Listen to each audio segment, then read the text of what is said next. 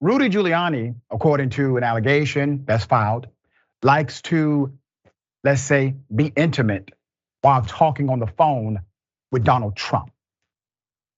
That's not even the most disturbing allegation. He demanded sex from employees, sexually harassed and abused those who work for him, created sham deals that never existed. They only existed in the parameters of the mind. There's so much in this lawsuit that has been filed against Giuliani, but the video that was done years ago has resurfaced because of new context. Once again, I submit to you that in the report, it says that Giuliani liked to be intimate while talking to Donald Trump on the telephone. Here's the video. I like that. This may be the best of all.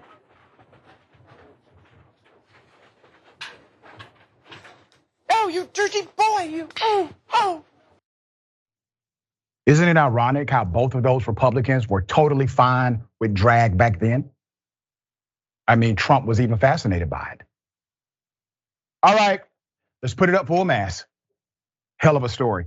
A woman named Noelle Dunphy. Ms. Dunphy has filed a shocking and graphic 70-page legal complaint.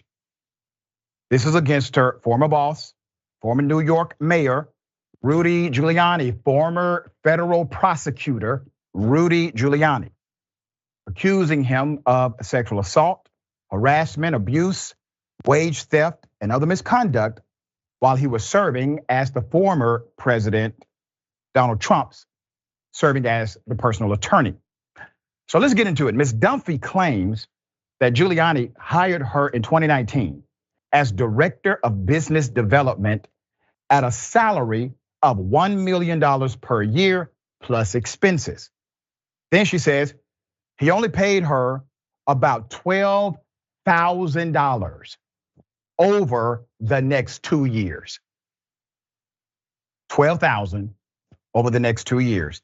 Forced her to perform oral sex and have intercourse with him at work so he could, and I quote, feel like Bill Clinton, end quote. And demanded she either be naked, wear a bikini, or wear short shorts. He bought her with the American flag on them at work, even while he was on calls with the president.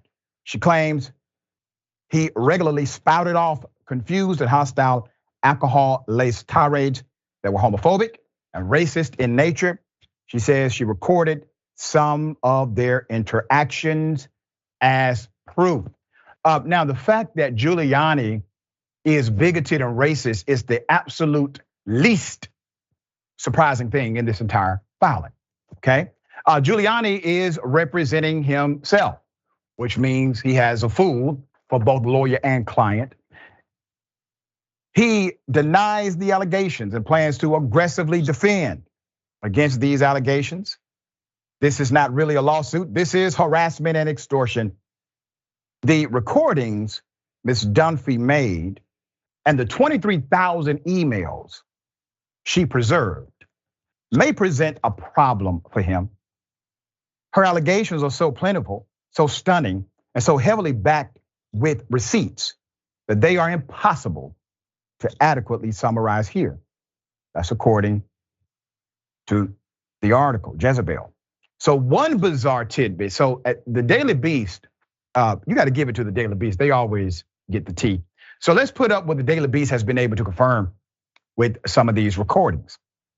Dunphy claims Giuliani made lots of sexual comments about public figures, living and dead, including the late UK Prime Minister, Margaret Thatcher. That he also constantly took Viagra and would demand that Ms. Dunphy take care of his erection before finishing her work.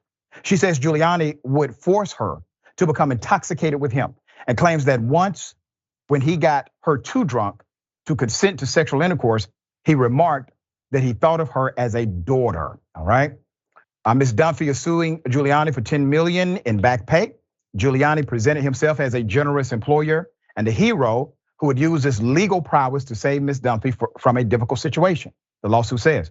But he was neither of those things, and he did not deliver those things according to the suit. Giuliani was often under the influence of alcohol, according to Ms. Dunphy, who was made to bring him drinks as early as 10 a.m. to ensure that the former mayor did not embarrass himself while drunk, according to the complaint. Ms. Dunphy's workplace was regularly affected by Giuliani's chronic alcoholism, and Giuliani was rarely sober around her. Now, we've said this for years. Obviously, Giuliani has shown signs that he has a drinking problem. And I used to be a drinking man myself, so I recognize some of those signs 100%. When he was on television telling everyone live on TV that he worked for the State Department and actually believed it, he was likely drunk that night, okay? All right, there's more. Ms. Dunphy's complaint against Giuliani on Monday referenced the infamous, remember this? Remember Borat? Remember that scene? And even included a still from the movie showing Giuliani on the bed with his hand down his pants, according to the complaint. The movie depicted Giuliani acting in a similar manner to how he acted with Ms. Dunphy, according during one incident when she stayed in his guest suite. So there's another disturbing reality here that really we were exposed to a few years ago. And that was through the fake documentary, all right? When the scene came out that Giuliani was seemingly about to try and have intercourse with an underage child. In the scene, Borat jumps in, stops everything from happening. But clearly Giuliani is engaged in trying to go to the next level. He said, no, he was just adjusting his pants. That's all he was doing. He was on the bed in the hotel room with someone he believed was underage, adjusting his pants. There's a problematic nature with all of these men. You see what binds them. It's their disrespect for women. It connects them, okay? Him, Trump, and others. This is their point of view, their overview, their worldview. See, the reason why they don't care when Republicans come after women and restrict their rights, listen, these individuals are not ideologues. They're not really true believers. They just don't care. They definitely don't care about women. So here you go. Giuliani, another great American hero, right? All right.